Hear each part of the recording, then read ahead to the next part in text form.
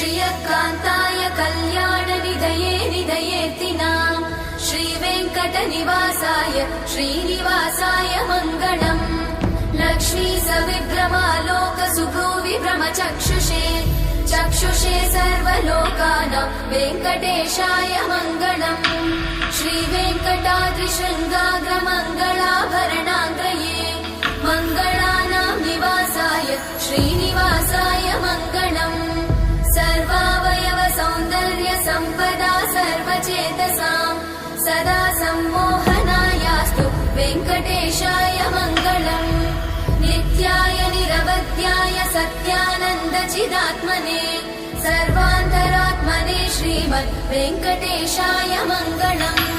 स्वतः सर्वविदे सर्वशक्तये सर्वशेषिने सुलभाय सुशीलाय वेङ्कटेशाय मङ्गलम्।